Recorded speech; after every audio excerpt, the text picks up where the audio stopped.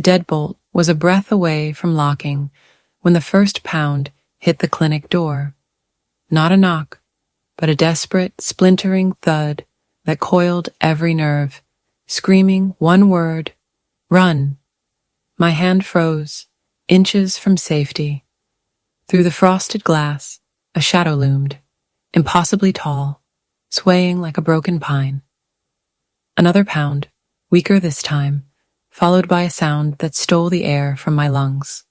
A raw, animal groan. "We're closed," I called, the tremor in my voice a betrayal. "Hospital's 15 miles north." "Please," a muffled voice pleaded through the wood, ragged with pain. "They'll find me there." My medical training warred with the primal warnings blaring in my head. This was rural Oregon, 10:45 on a Tuesday night, and I was utterly alone. But the desperation in that voice, the sheer, unvarnished fear, wasn't a performance. It was a cry for survival. I opened the door.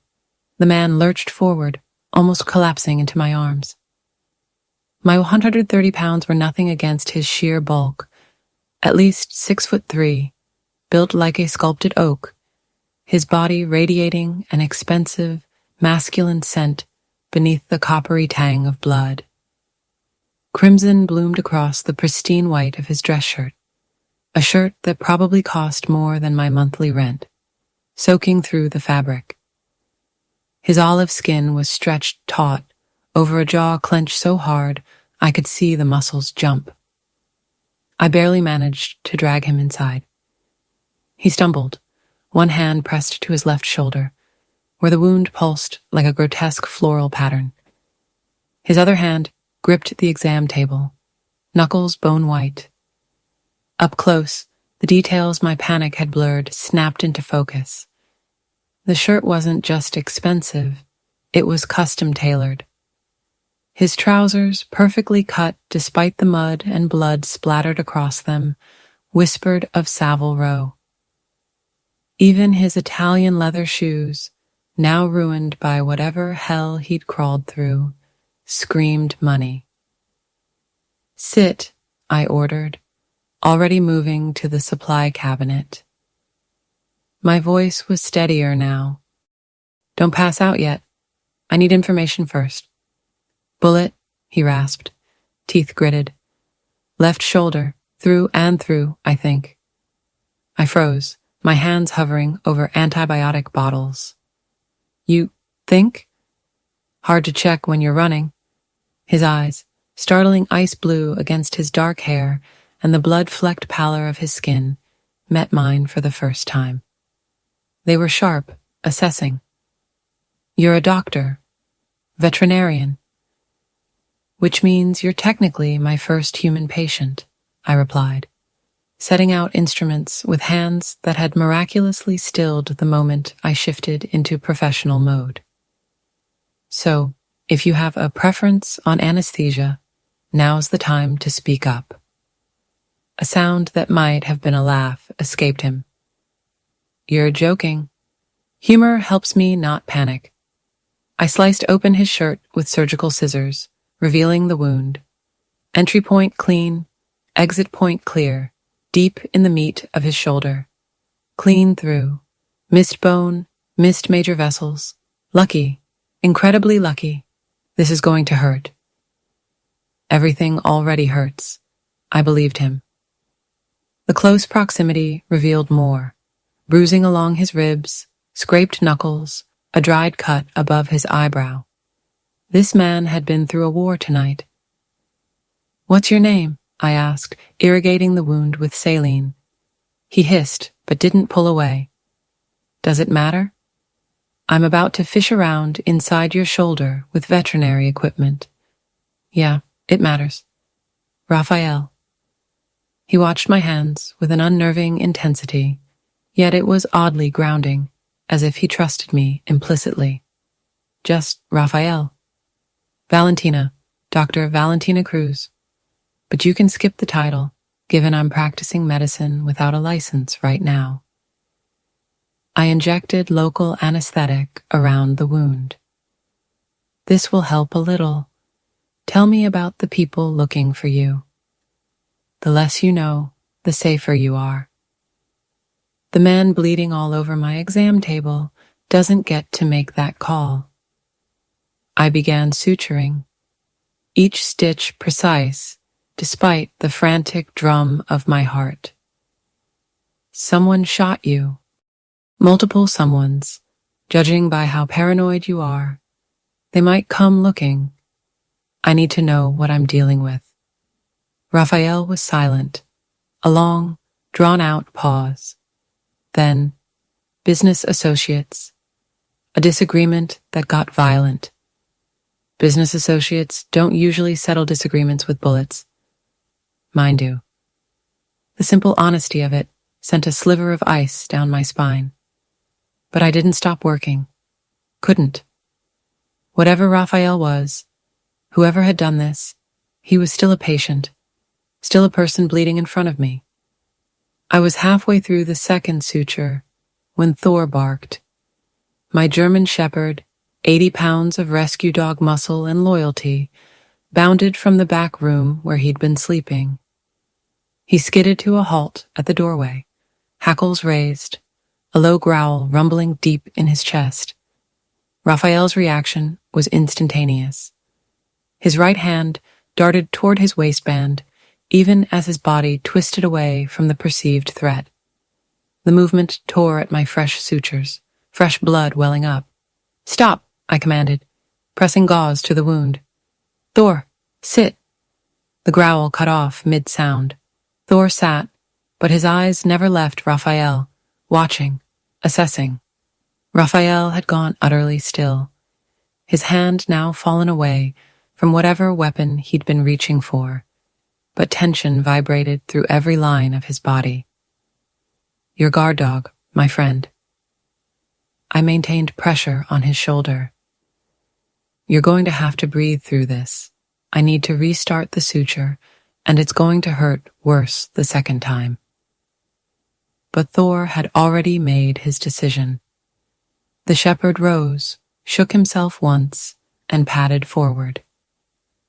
He came right up to the exam table, nudged Raphael's knee with his nose, and then did something he'd never done with a stranger before. He lay down at the bleeding man's feet. "He's never—" I trailed off, watching my dog settle in as if he'd found something precious to protect. "He doesn't trust people. Took him 3 months to let me touch him after I pulled him from that fighting ring." Raphael's hand, the one that had been reaching for a weapon moments ago, slowly extended toward Thor. The dog allowed it, let this stranger scratch behind his ears with fingers that still trembled slightly. Smart dog. Terrible judge of character, apparently. That almost laugh again. I finished the suturing in silence. 23 stitches total. Not my finest work, but it would hold. I bandaged the wound, my fingers brushing skin that was warmer than it should be. Fever, probably. Shock, definitely. "You need antibiotics," I said, already mentally inventorying my stock. "And rest. And probably a real hospital. But I'm guessing that's not happening." "Can't." He tried to stand, swayed dangerously. I caught him, and for a moment we were too close, too entwined.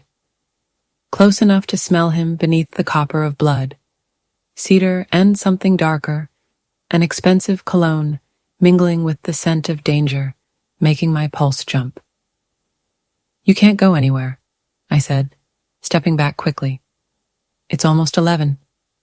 Where exactly are you planning to go?" Raphael glanced toward the front windows. Beyond them, the Oregon night was absolute. No streetlights this far from town, just darkness and the wind whispering through the pines. "Away from here, before they come looking." "If they come looking, they'll find an empty clinic and a lot of questions. If you stay, I can claim you're—" I thought fast. "My cousin, visiting from out of state, hiking accident." "You'd lie for me." "I'd lie to keep armed men from shooting up my clinic."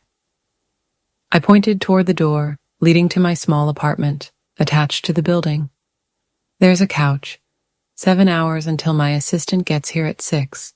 That gives you time to rest and disappear before anyone asks questions. He studied me with those unsettling pale eyes. Why? Because my dog likes you. And because whatever you are, whoever's after you, right now you're just a patient who needs help. I crossed to the medicine cabinet, pulling out antibiotic tablets and pain medication. Take these, all of them, and if you're not gone by morning, we're going to have a very different conversation. Raphael took the pills, swallowed them dry. Thank you, Dr. Cruz. Don't thank me until you survive. I held open the door to my apartment. And don't bleed on my couch. Thor might like you, but I don't have the budget for new furniture. I left him there, walked back to my bedroom, and closed the door, leaning against it as my knees finally gave way.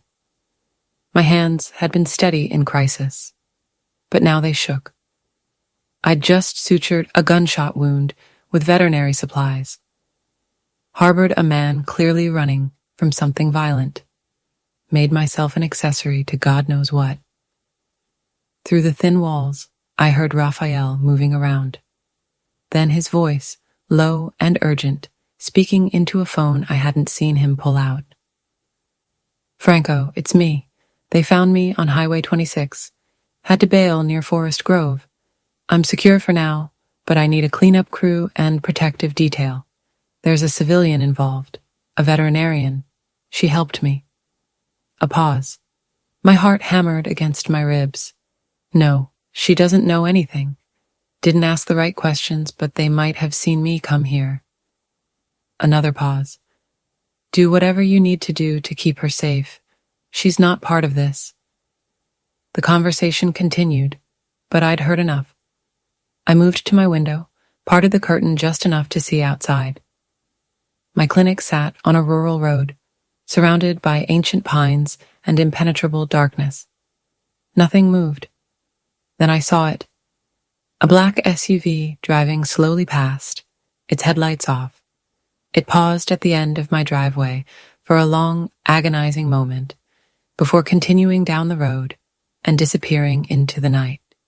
I let the curtain fall and sank onto my bed, fighting to slow my breathing. Thor patted in, nudging his head against my knee. I buried my fingers in his fur, seeking the comfort of something familiar, something that made sense. Outside, the wind picked up a mournful cry. Inside, a stranger bled on my couch. And somewhere in the darkness, people with guns were looking for him. I had 7 hours to figure out what came next. 7 hours to decide if I'd made the biggest mistake of my life or somehow stumbled into saving it. My alarm never went off, didn't need to. The scent of coffee, strong and dark, pulled me from a sleep so thin it barely qualified as rest. I'd spent most of the night listening for sounds from the living room. Footsteps, doors opening, the telltale click of someone leaving. Instead, I'd heard nothing, which somehow felt worse. My phone glowed, 5:32. Camilla would burst through that door in less than 30 minutes, expecting the usual Wednesday. She'd want her coffee ready, not a bleeding stranger playing barista in my kitchen. I yanked on yesterday's jeans, a clean shirt, and wrestled my hair into a ponytail. No time for anything else. When I opened my bedroom door, Raphael was at the kitchen counter, awake. He wore a clean t-shirt from my donation bin, stretched taut across shoulders, far broader than my usual clientele. His injured arm hung stiffly at his side, yet he moved with a surprising, fluid ease for a man shot just 12 hours ago. "You should still be unconscious," I muttered. He turned, the coffee pot steaming in his good hand, those unsettlingly pale eyes fixed on me. "Couldn't sleep. Guilt or pain? Both. He poured 2 mugs without asking. Made extra. Figured you'd need it. The domesticity of it was absurd. A stranger in my kitchen, brewing coffee as if he belonged. I should have been calling the police, demanding answers. Instead, I reached for the mug he offered, our fingers brushing. His skin was still too warm. The fever hadn't broken. You need more antibiotics, I said, a faint tremor in my voice. Took them at 3 a.m. And the pain medication? Skipped it. Need to stay alert. He leaned against the counter, studying me. You didn't sleep either. Hard to sleep when there's a strange man bleeding on my couch. A flicker, almost humor, danced in his eyes. I didn't bleed on it. You gave me very specific instructions. It was a dangerous sliver of connection. I couldn't afford to find him charming. Couldn't allow myself to notice the way his jaw tensed when he moved the wrong way, or how his fingers tightened on the mug when footsteps echoed outside. That's Camilla, I said quickly, moving towards the clinic entrance. My assistant. She arrives early to feed the overnight patients before we open. What are you going to tell her? The truth. I paused, hand on the door. That you're someone passing through who needed help? Nothing more? But Camilla was already there, her key scraping in the lock. I'd forgotten to reset the alarm. She swept in, clutching her oversized bag, chattering about the weather, traffic, her boyfriend's latest drama. Then she saw Raphael. Her words died mid-sentence, her eyes wide. Val, she exhaled. Cousin, I said, the lie smooth, unpracticed. From Brazil, visiting unexpectedly. Camilla, this is Rafa. Rafa, this is Camilla. She works with me. Raphael stepped forward, extending his good hand. When he spoke, his accent thickened, a rich Portuguese inflection coloring the English. Nice to meet you. Valentina is always talking of you. He'd never heard me mention Camilla, let alone Brazil, but he played the part perfectly, even managing a shy smile that softened his predatory edge. Camilla relaxed, a fraction at a time. Your cousin is hot, she whispered, not quite low enough, then louder. What happened to your arm? Hiking accident, Raphael supplied, before I could speak. Very stupid. Valentina fixed me up in the middle of the night. He showed up at midnight, I clarified, shooting Raphael a warning glance that promised consequences. Couldn't exactly turn him away bleeding, but he's fine now. He'll be gone before we open. I will, Raphael agreed, though something in his eyes suggested otherwise. Camilla looked between us, her suspicion palpable, but too polite to press. Okay, well, I'll check on the overnight boarders. That beagle probably ate his bedding again. She disappeared into the back. The moment she was gone, I rounded on Raphael. Brazil? Cousin? I gave you credibility. He set down his mug. His expression shifted, all pretense of a casual relative dropping away. We have a problem. We don't have anything. You have a problem. Before he could respond, the clinic's back door opened. I hadn't even heard a car. A man entered, moving with the same coiled precision as Raphael, older, maybe 40, with silver threads in his dark hair. A black suit, despite the hour. His eyes swept the space, cataloging exits. Boss, he said quietly. The word dropped like a stone. Raphael's jaw tightened. Franco, I said, discreet. Came through the service road. No one saw. Franco's gaze landed on me. Dr. Cruz, you know my name. I know everything relevant. He pulled out a phone, showed Raphael something on the screen. They spoke in low, urgent Italian. I caught 3 words, none of them comforting. English, I demanded. You're in my clinic. I deserve to know what's happening. Raphael looked at me, and for the first time, I saw something like regret in his ice blue eyes. Last night wasn't random. It was an ambush. Organized. Professional. By who? Family. Versiani. We've been at war for 3 weeks. He stated it matter-of-factly, like discussing the weather. They killed 3 of my men. Would have killed me if I hadn't gotten lucky. The clinical part of my brain noted the phrasing. Organization, family, war. The rest of me felt cold. You're Mafia. I'm a businessman with violent enemies. That's not a denial. No, Raphael said quietly. It's not. I should have been terrified. Should have been ordering them out, calling the police, burning everything he'd touched. Instead, I felt something closer to fury. You brought this to my door. I had nowhere else to go. And now, what happens now? I gestured to Franco. He shows up in the middle of the night, calls you boss, and I'm supposed to just what? Pretend I didn't notice? Franco interrupted. We have a bigger issue. Dr. Cruz needs to see this. He pulled up a photo. A man's body, face grotesquely disfigured by violence. In his jacket pocket, clearly visible, was one of my business cards. Where did you get this? My voice came out steadier than I felt. One of the men from last night, Versiani's crew. Franco swiped to another photo. My clinic from the outside, taken from a car.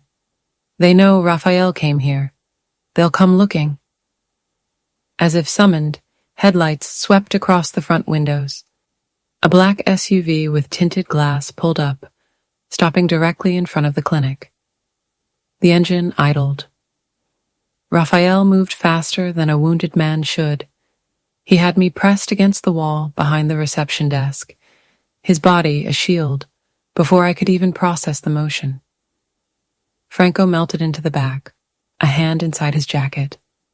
Stay quiet, Raphael breathed against my ear. Don't move. 2 men emerged from the SUV. Through the window blinds, I saw them approach. A heavy, demanding knock. We're not open, I called out, proud of my normal tone. We're looking for someone. A thick Eastern European accent. Man injured in accident last night. Heard there was clinic here. Raphael's hand found mine in the cramped darkness behind the desk. His fingers laced through mine. A squeeze. Warning or reassurance? I couldn't tell. I smoothed my shirt, walked to the door, but didn't open it. This is a veterinary clinic. I don't treat people. Maybe you made exception. The man smiled, but his eyes were cold. For friend? I don't have friends who get shot. I let irritation color my voice. Real irritation at being dragged into this nightmare. Try the emergency room in Forest Grove. They're used to patching up idiots. The men exchanged glances. The second one, shorter but broader, pulled out a phone, showing me a photo of Raphael, uninjured, in a tuxedo, looking like he owned the world. You see this man? No. The lie came easier this time. But if I do, should I be calling someone? If you see, you call this number. He handed me a business card. Plain white, just a phone number in black print. Important you call right away. Sure. I pocketed it. Now, if you'll excuse me, I have actual patients waiting. They left, but not before studying the clinic, my car, the windows where I prayed. Camilla remained hidden in the back. The SUV pulled away slowly, deliberately, ensuring I watched them disappear. I waited until the taillights vanished before moving. My legs felt unsteady. Raphael emerged from behind the desk, the tension coiling through him palpable. He'd been ready to fight, to kill. "They'll be back," he said. "Then you need to leave. Now." "Can't." He glanced at Franco, who'd reappeared from the shadows. "They saw the clinic, saw you. If I disappear now, they'll assume you helped me. They'll come back to make you tell them where I went." "So, what are you suggesting? That I what? Harbor a fugitive indefinitely? 48 hours. You come with me. Let my people protect both locations. After that, Verziani will have bigger problems than one doctor. I have a business, patients, a life." Franco spoke up. "Dr. Cruz, with respect, they found your business card on a dead man. Whether you help the boss or not, you're involved now." The unfairness hit me physically. I'd done nothing wrong, saved a life, and now I was caught in someone else's war because I'd made the mistake of being human. 2 days, Raphael said, his voice softening. 48 hours. Then I'll make sure they understand you were never part of this. You'll be safe. And if I refuse? He didn't answer. Didn't need to. We both knew I didn't really have a choice. Not anymore. Not since I'd opened my door to a bleeding stranger and decided his life mattered more than my safety. I looked at my clinic, at the exam table where I'd sutured him, at Thor, who had appeared from my apartment, now sitting calmly at Raphael's feet as though he'd chosen sides. 48 hours, I said finally, not 1 minute more.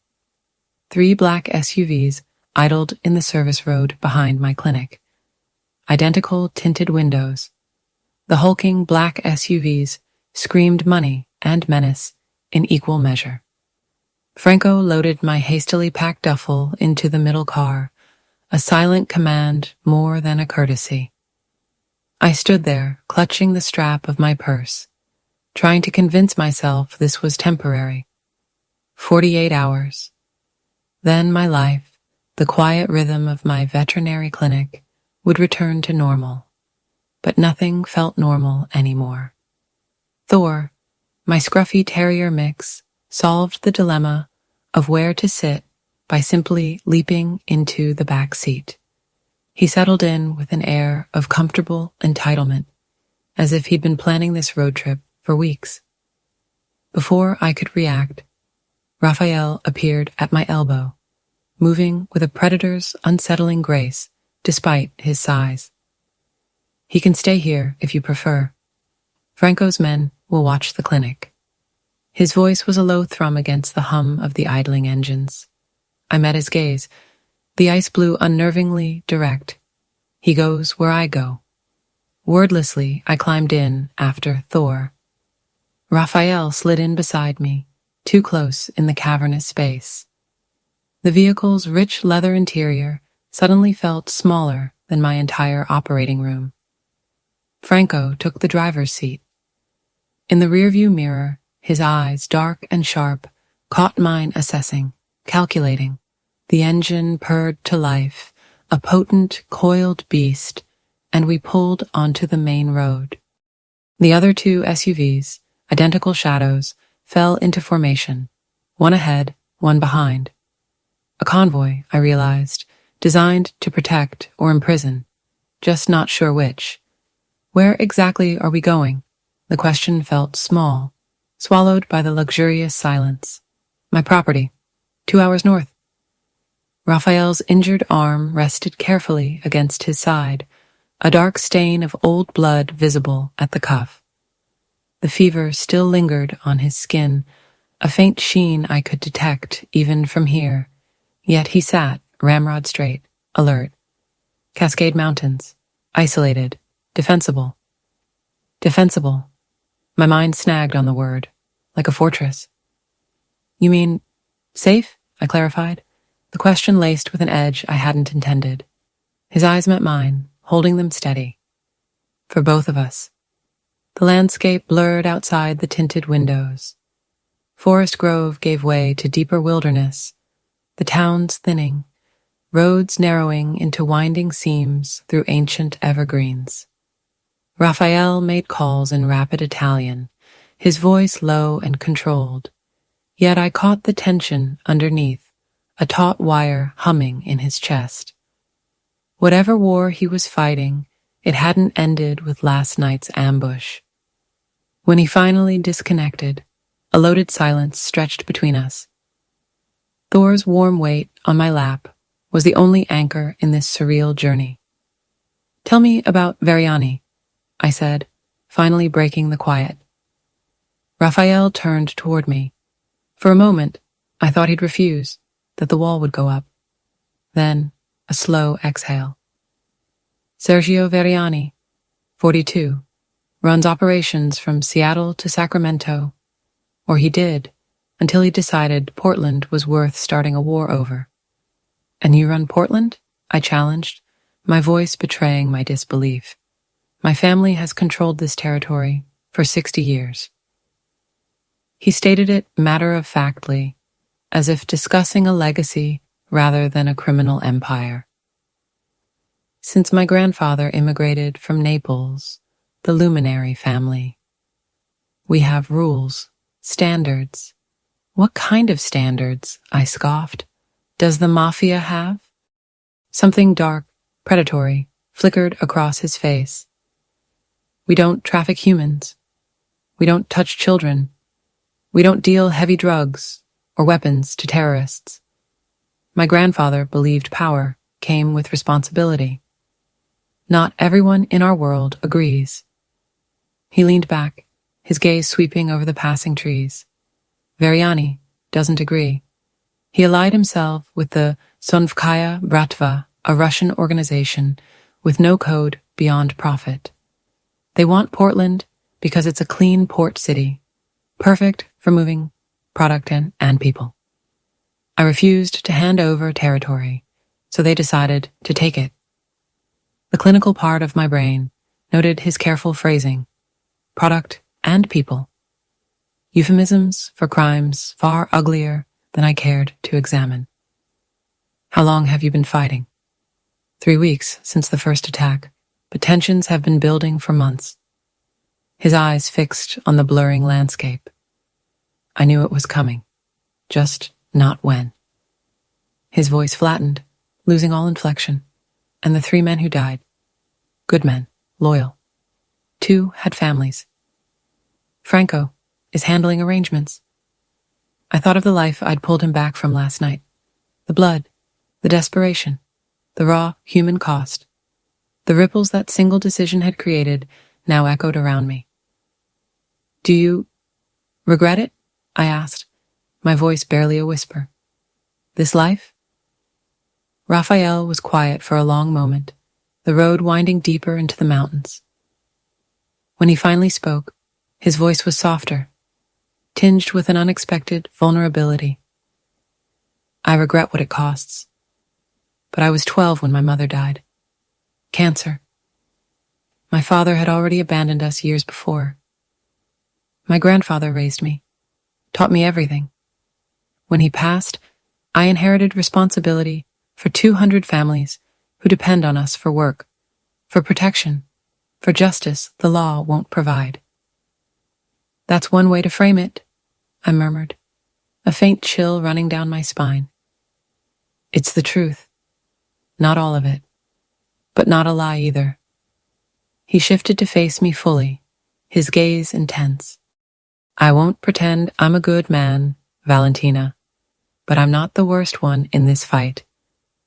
The way he said my name, careful, deliberate, a soft cadence, rarely heard, made something butterfly-light flutter in my chest. Dangerous. I couldn't afford to see him as anything other than what he was, a criminal who had dragged me into his war. But then Thor stirred, nudging Raphael's hand with his nose, and I remembered my dog's trusting devotion. Animals knew things people missed. "Tell me about your clinic," Raphael said, abruptly changing the subject. "How long have you been there? Bought the building with money I'd saved, working at a corporate practice in Portland. I scratched Thor's ears, needing the familiar comfort. Hated it. Too many people treating animals like accessories. Out here, people actually care. They bring me barn cats with broken legs and cry when their horses get colic. You love it. It wasn't a question, but an observation, soft and knowing. It's mine. My gaze met his directly again. I built it from nothing. Like you with your family business, I suppose, just with fewer bullets. That almost smile appeared again, fleeting but unmistakable, softening the harsh angles of his face into something almost human. Significantly fewer bullets. Franco's voice, clipped and efficient, cut through the moment from the front. Boss, approaching the turnoff. The road ahead split, one direction continuing north, the other branching onto what looked like a private drive. No sign, no indication of where it led. Franco took the unmarked path, and the forest closed in around us, ancient sentinels guarding a secret. The road climbed, winding higher into the mountains. 10 minutes later, gates appeared. Massive wrought iron, flanked by stone pillars, topped with cameras I could see, and probably a dozen I couldn't. They swung open silently as we approached, and my breath hitched. The property beyond was stunning. The main house sat on a plateau, overlooking a valley, a sleek blend of glass and stone, modern lines somehow perfectly integrated into the fierce wilderness. Security was everywhere, subtly woven into the landscape. Men in dark suits, positioned at strategic points like statues. More cameras. Sensors I couldn't even identify.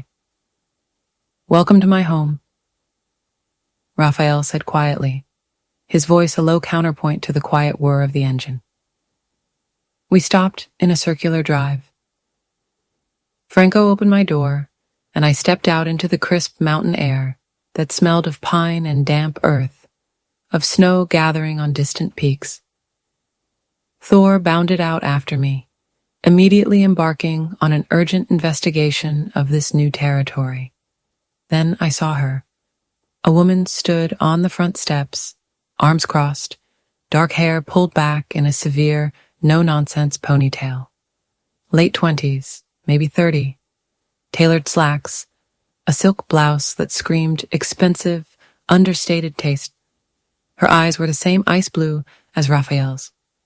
Sharp, intelligent, and utterly cool. Rafa, she said, her voice carrying an innate authority despite its low pitch. He climbed out, moving carefully. You brought a civilian here. Lucia. Raphael moved to her, and they embraced briefly, a careful clasp, mindful of his injury. This is Dr. Valentina Cruz. She saved my life, and now she's in danger because of it. Lucia's gaze swept over me, a clinical assessment. I'd seen that look before, in surgery residency, deciding if you were competent or an idiot. The veterinarian. Yes. You're aware of what my brother does? As of about 7 hours ago. Yes. Something that might have been a flicker of respect crossed Lucia's face. At least she's honest. Come inside. We need to discuss security protocols. The interior matched the exterior. Sleek, modern, expensive, but not ostentatious. Original art on the walls. Furniture that probably cost more than my car. But everything chosen with purpose rather than show. Lucia led us to a dining room where a table was already set, gleaming silver and crystal awaiting us. I assumed you'd be hungry, she stated. Chef prepared something simple. Simple turned out to be pasta carbonara that smelled like heaven and looked professionally plated. 2 other men joined us, older, battle-hardened, wearing the same dark suits and watchful expressions. Raphael introduced them as captains in his organization. Roberto and Adriano. They nodded cool acknowledgement, but didn't speak. The meal was the most surreal experience of my life. Sitting at a table with Mafia leadership, discussing security rotations and territory disputes as if it were a corporate strategy. Lucia was clearly more than Raphael's sister. She was his advisor, possibly his legal counsel, and definitely someone who commanded respect in her own right. Dr. Cruz, she said, turning to me halfway through the meal, her eyes sharp. Can you shoot? I nearly choked on my pasta. What? A gun. Can you shoot one? I'm a veterinarian, not a mercenary. That's not an answer. No, I said, setting down my fork with a decisive clatter. I cannot shoot a gun, and I don't intend to learn in the next 48 hours. Lucia looked at Raphael, who shrugged slightly. She has spirit, I'll give her that. Spirit won't stop Veriani's men if they get through perimeter security. They won't get through. Raphael's voice was laced with absolute certainty, a steel thread of confidence. I've doubled the guard, installed new sensor grids. Anyone approaches will know before they're within a mile. After dinner, Raphael showed me to a guest suite on the second floor. Calling it a room was like calling the Grand Canyon a ditch. It had a sitting area, a bathroom larger than my entire clinic apartment, and a bed that could comfortably sleep 4. There's clothes in the closet, he said from the doorway, his voice rough with fatigue. Probably not your size exactly, but close enough. Lucia ordered them when Franco called ahead. This is too much, I said, looking around the opulent space. It's what I have available. He leaned against the doorframe, and the movement made him wince, a sharp intake of breath. The adrenaline that had carried him through the day was clearly wearing off, leaving him vulnerable. Before thinking better of it, I crossed to him. My fingers went to his injured shoulder on instinct. You're pushing yourself too hard. The wound needs rest. I'll rest when this is over. His jaw was set. You'll rest now.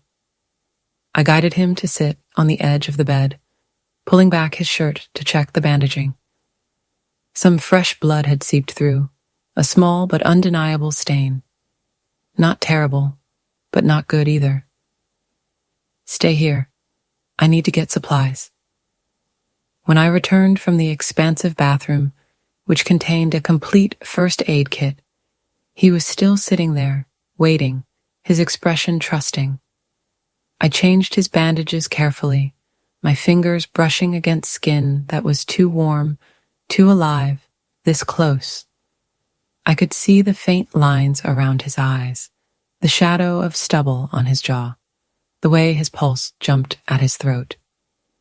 Thank you, he said quietly, his gaze steady on mine. For everything. The last edge of the bandage taped, I found myself adrift in Raphael's opulent suite, a gilded cage I hadn't asked for. Our eyes met across the charged silence, a physical current crackling between us. It was dangerous, impossible, and utterly mesmerizing, until Thor's bark fractured the spell from some unseen corner of the room. Raphael moved with the fluid grace of a hunter. Get some rest, he murmured, his voice a low rumble. Tomorrow, we plan how to end this. He was almost at the door when my voice arrested him. Raphael. He turned, a question in his dark eyes. You can call me Valentina. You've bled on me. Seems like we're past formalities. That smile again, the true one, rare and disarmingly tender. Valentina, sleep well. After he left, I was drawn to the window, gazing out over the valley. Lights from the main house shimmered on the glass, then beyond, an abyss of darkness. Here I was, a vet from the middle of nowhere, held captive in a Mafia don's fortress, hiding from men who wanted me dead for a stranger. 48 hours. That was his promise. 2 days until this nightmare dissolved. But a cold certainty settled in my gut. Nothing would ever be that simple. Sunlight, a defiant golden flood through uncovered floor-to-ceiling windows, woke me before any alarm. For a blissful moment, the gilded guest suite was just that, a room drenched in morning light. Then reality crashed in, sharp and cold, a Mafia safe house, a death sentence hanging over me, all for a man I barely knew. I pulled on jeans and the softest cashmere sweater I'd ever touched, Ludia's impeccable taste, and followed the aromatic pull of coffee downstairs. The house was quieter than I expected, a deceptive hush. No security in sight, yet I knew they were there, invisible eyes, always watching. I found Raphael in the back garden, his body a steady, in controlled motion as he performed Tai Chi. It should have been impossible, this serene, rhythmic dance, with a bullet wound barely 36 hours old. His shirt was off despite the mountain chill, and the stark white of fresh bandaging stood out against his olive skin. "You're supposed to be resting," I called out, my voice cutting through the morning calm. He turned, unstartled, his gaze finding mine with an unnerving precision. He'd known I was there all along. "This is resting," he replied, a hint of dry amusement in his tone, compared to what I usually do. "You usually get shot more often than I'd like," I retorted, watching him walk toward me. There was a ghost of a hitch in his stride, a subtle imperfection he tried to mask. "Coffee's inside. I made extra. You're very domestic for a crime lord." A flicker of genuine warmth crossed his face. My grandmother would haunt me if I couldn't take care of basic needs. He held the door, and as I passed, his scent enveloped me. Cedar and something darker, an intoxicating anchor that made my pulse quicken. She believed helpless men were useless men.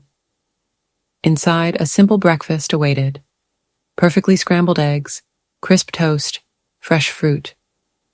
Nothing elaborate, yet the act of him preparing it felt more intimate than the lavish suite or designer clothes. "Sit," he commanded, pouring coffee. "We have time before the others wake." I took the mug he offered, the warmth seeping into my hands, and settled at the island. "Tell me about your grandmother."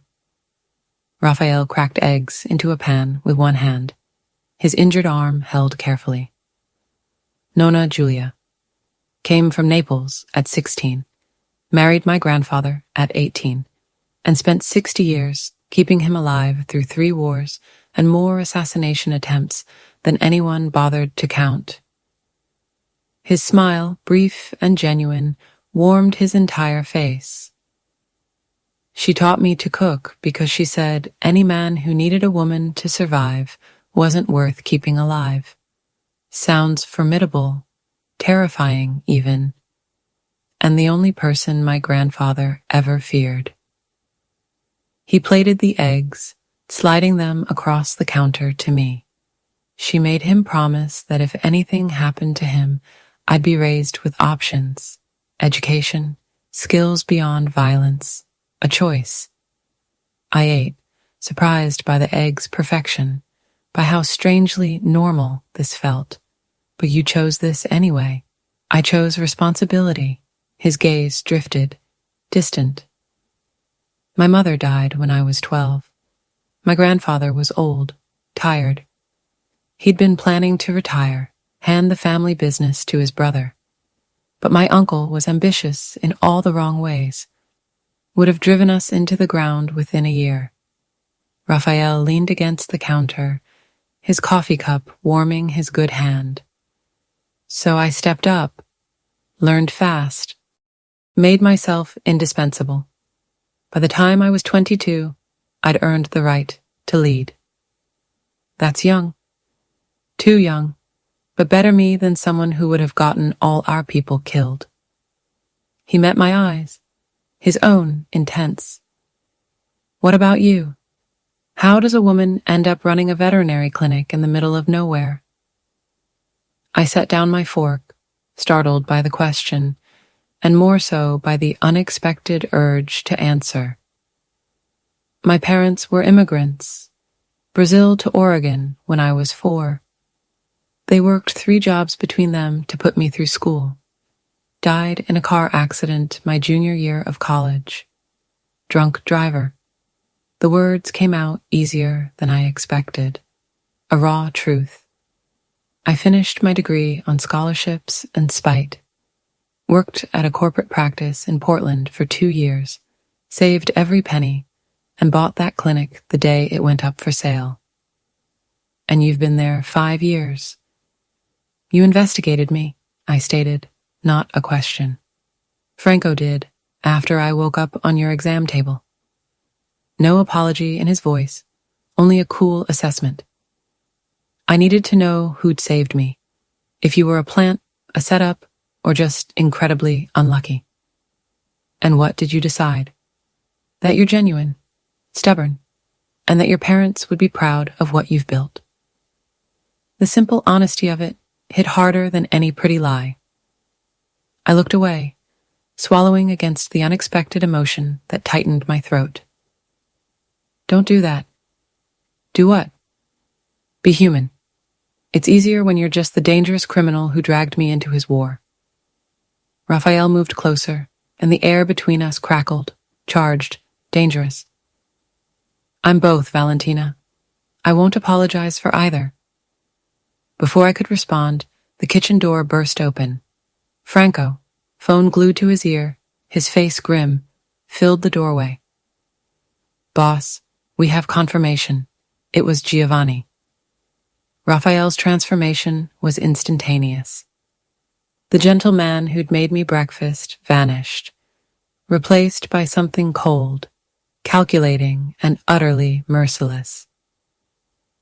You're certain? He demanded, his voice a low growl. Found the transfer. 200,000 from a shell account traced back to Versani. Giovanni's been feeding them information for 6 weeks, including your route on Highway 26. Every muscle in Raphael's body had tensed, rigid as stone. Where is he? Safe house in Eugene. Thinks he's protected.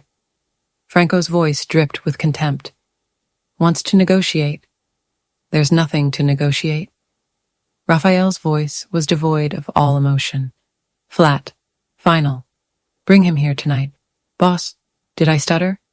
Franco left without another word. I stood slowly, watching Raphael pace the kitchen like a caged predator. You're going to kill him? Yes. No hesitation, no justification, just a stark, brutal fact. He's family. He's a traitor who sold out his own people for money. Raphael's eyes met mine, and they were ice. 3 men died because of him. Good men with wives and children.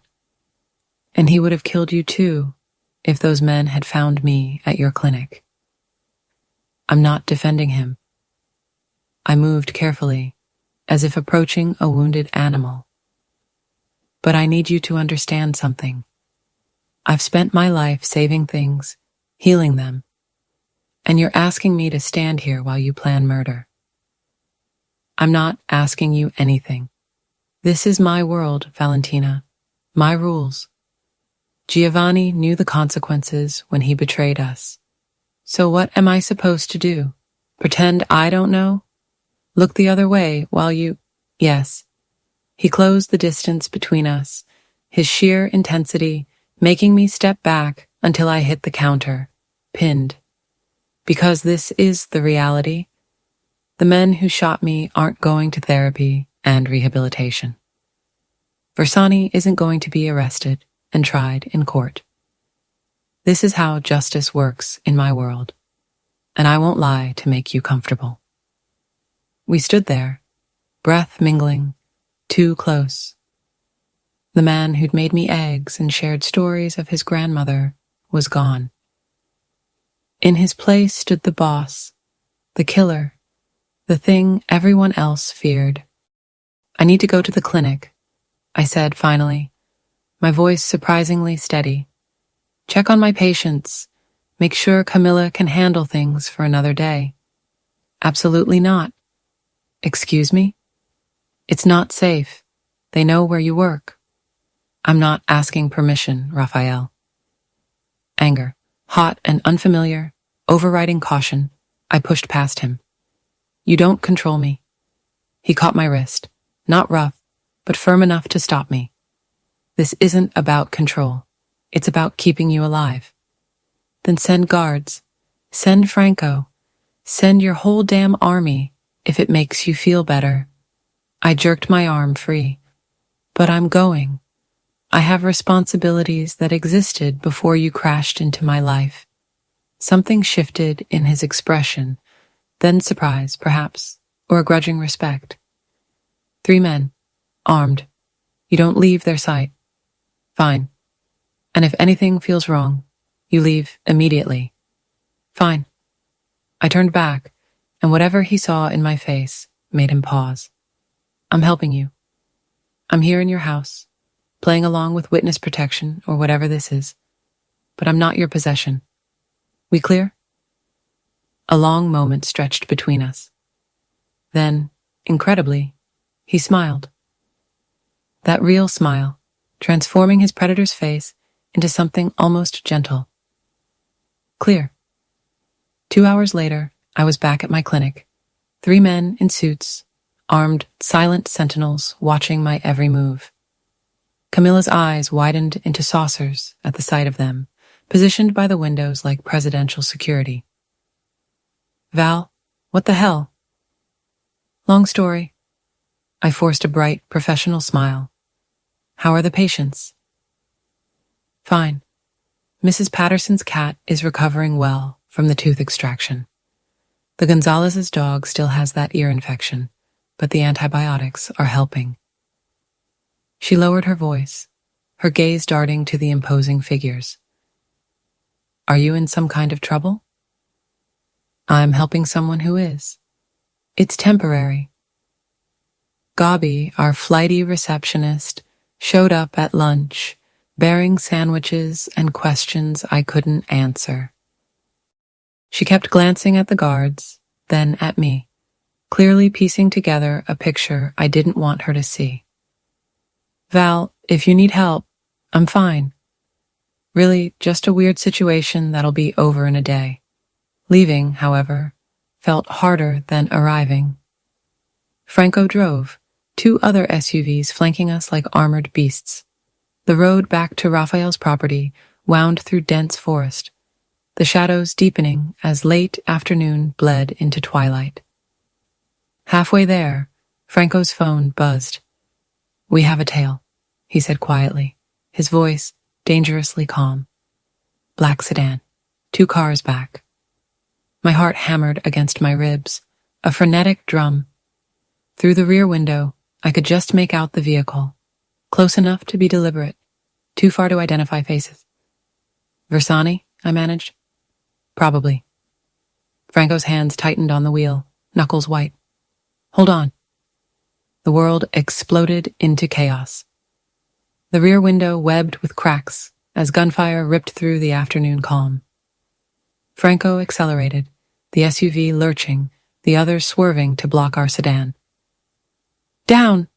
I screamed, instinctively ducking, but a sudden hand was yanking open my door. Raphael. He'd been in the lead vehicle, yet somehow, he was here, dragging me down, covering my body with his own. "Stay down." His voice, shredded raw with desperation, peeled away the cold emptiness from that morning. "Don't move. Don't look up." More shots splintered the air. The SUV swerved violently, throwing us against the door, Raphael's weight pressing me into the worn leather, his breath hot against my ear. Every line of him was coiled tight, a human shield. Then silence. Only my ragged breaths and the hammer of my pulse filled the space. Clear, Franco's voice crackled from the front. Raphael lifted his head slowly, scanning the perimeter like a predator. Then his hands were on me, not tentative, but clinical, checking for injuries. Are you hurt? No, I don't think so. My voice was steadier than I felt. Are you? I'm fine, he said, though a fresh bloom of red bled through the bandage on his arm. The violent jolt had torn something. He caught my gaze, a grim smile touching his lips. Worth it. We reached the property without further incident. Raphael's men had already disabled the pursuing vehicle. One occupant captured, information being extracted even as we pulled through the gates. By the time we reached the house, I was shaking, a delayed reaction, an adrenaline crash, whatever clinical term I wanted to apply. Raphael guided me inside, his hand a steady presence at the small of my back. Drink this. He pressed a heavy tumbler of whiskey into my hands. It'll help. I drank, coughed, then drank again. The burn grounded me, a fierce anchor in the storm of my nerves. This is insane. I know, I'm sorry. Stop apologizing and just... I trailed off, unsure what I was asking for. But Raphael understood. He pulled me against him, minding his injury, and simply held me. Let me breathe. Let me shake. His heart beat a steady rhythm beneath my ear, a slow, impossible calm stealing over me. Thank you, I whispered, for covering me. Always, he said, like stating immutable fact. As long as you're here, I'll keep you safe. I lifted my head. Our faces were too close. His eyes dropped to my mouth, darkening, and the air between us crackled, electric. When he kissed me, it wasn't gentle. It was desperate, fierce, tasting of danger and promises neither of us should make. I kissed him back, fingers tangling in his hair, all my better judgment drowning in the feel of him. His mouth moved against mine, claiming, proving something, and I let him. Then he pulled back, breathing hard. Not like this. What? Not because someone shot at you. Not because you're scared, and I'm convenient. His thumb traced my bottom lip, the gentleness of it nearly undoing me. When I kiss you again, Valentina, I want it to be because you choose it. Not adrenaline, not fear. Choice. I stared at him, stunned by the restraint, the respect. You're serious? Completely. He stepped back, creating a safe distance between us. You should rest. Tomorrow, we end this. He left me there, heart racing, lips still burning, and I realized with terrifying clarity that I wasn't afraid of Raphael Luminari. I was afraid of how much I wanted to choose him. I woke to a silence so profound it felt unnatural. No traffic, no distant sirens, only the wind whispering through distant pines and the occasional cry of a hawk circling above the valley. The guest suite, with its luxurious appointments and hushed air, still felt surreal in the morning light, too far removed from the actual life I'd left somewhere down the mountain. A soft knock preceded my consent. Come in. Lucia entered, bearing a silver tray coffee, pastries, and fruit, arranged like a still life. She set it on the sitting area table. Raphael is in meetings until noon. Thought you might want breakfast. You didn't have to do that. I know. She settled into the chair opposite me, her ice blue eyes, so like her brother's, studying me. But we need to talk, woman to woman. I pulled a borrowed sweater tighter over my sleep shirt, suddenly feeling exposed under her scrutiny. About your brother's intentions and yours. I don't have intentions. I'm here because men with guns are hunting me for saving Raphael's life. That's circumstances, not intentions. Lucia poured coffee with practiced grace. You could have demanded witness protection, federal marshals. Instead, you agreed to come here, to his home. Why? I considered lying, then decided against it. Because Thor trusted him, and because running away felt like letting them win. Something flickered in her expression. Approval, perhaps. Raphael is different with you. More human. I haven't seen him laugh genuinely in years. Not since before he took over the family. That sounds like a warning. It's an observation. She leaned forward slightly. Men like my brother don't fall often, but when they do, they fall completely. It consumes them, makes them vulnerable in ways that get people killed in our world. The weight of her words settled between us, heavy and cold. You're asking if I'm worth the risk. I'm asking if you understand what being with him means, really means, not the romance novel version. The reality of looking over your shoulder forever, of never knowing if today's goodbye might be permanent, of raising children who will inherit enemies before they inherit anything else. Children, the word resonated harder than it should have. We kissed once. You're jumping pretty far ahead. Am I? Lucia stood, smoothing her perfectly tailored pants. I watched him cover your body with his own during that ambush yesterday. He would have died for you without hesitation. That's not nothing, Valentina. That's everything. She left before I could respond. I sat there, the expensive coffee growing cold, trying to process. I'd known Raphael 3 days, 72 hours, of chaos, blood, and impossible choices. How could that be enough time for everything Lucia was implying? Dressed in jeans and another borrowed sweater, charcoal gray and cloud soft, I followed the murmur of voices downstairs. Raphael's study door stood ajar, and through the gap, I caught glimpses of him at a massive desk. Franco beside him, both poring over documents spread across dark wood. He looked up as I passed, our eyes meeting across the threshold. Something in his expression softened. He said something to Franco, then appeared in the doorway. You're awake. Lucia brought breakfast and warnings about my intentions. That almost smile played on his lips. My sister is protective. She said you're different with me. I am. No hesitation, no deflection, just honesty that made my pulse jump. Come with me. I want to show you something. He led me through the house to a room I hadn't seen.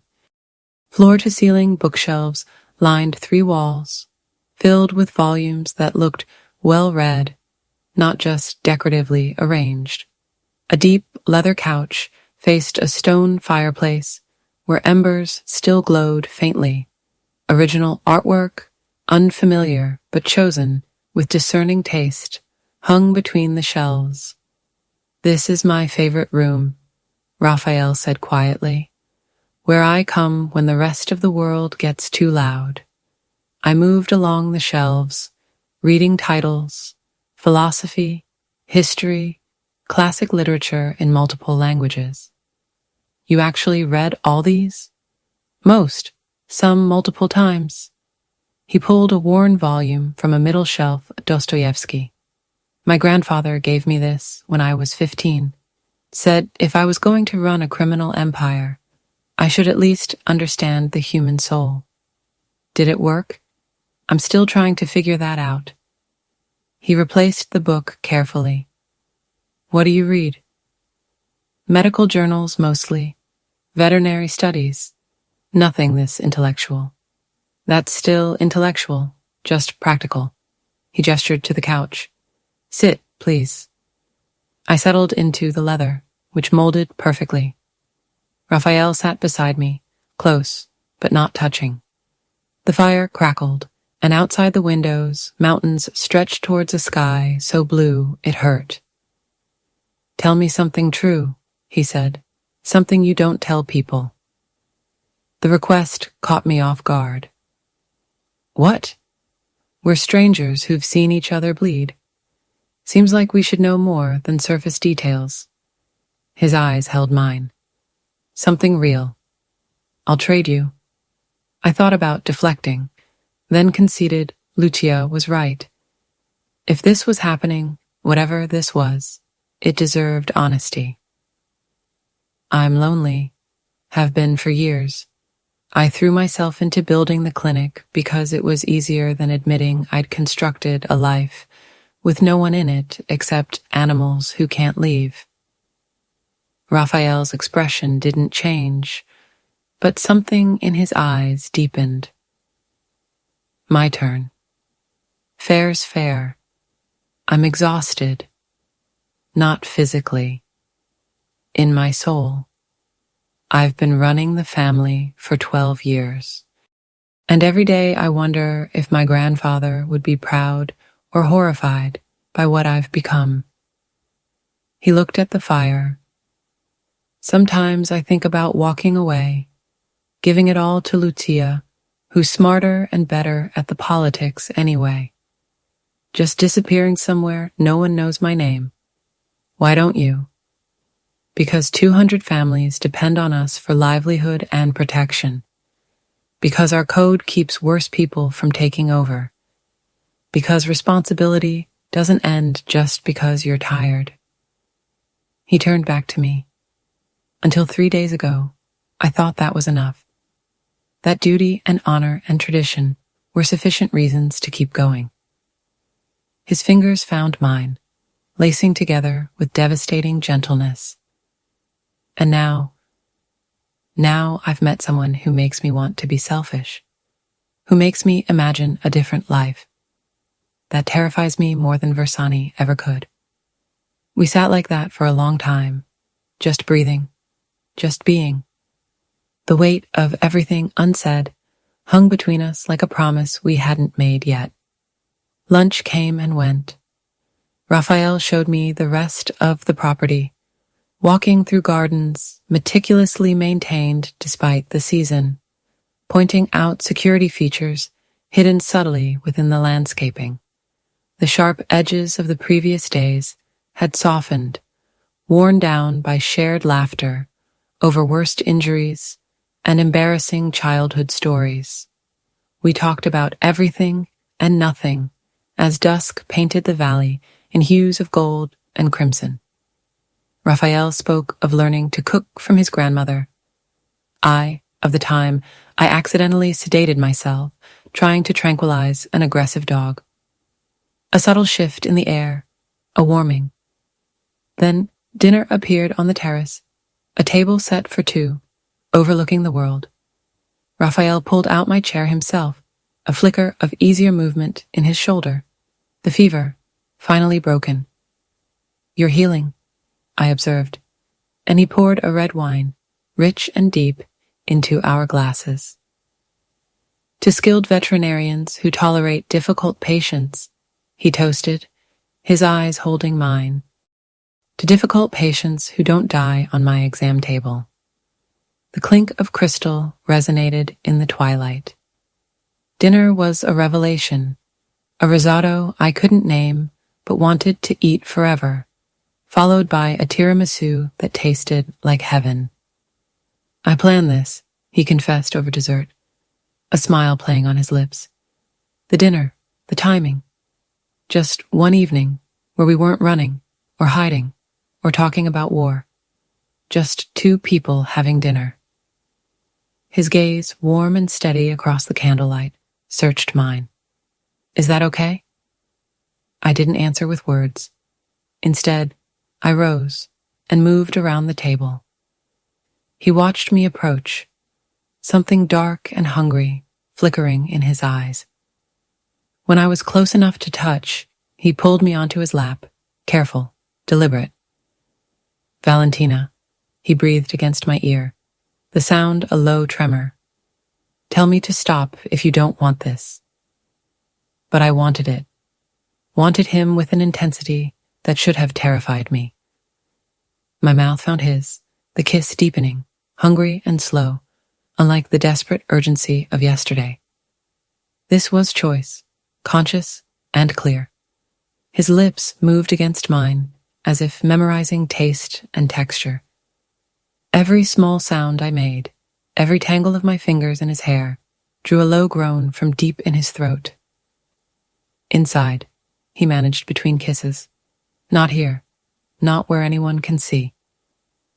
He carried me through the hushed house, past rooms I'd never seen, to his own. Dark wood, clean lines, a massive bed dominating one wall.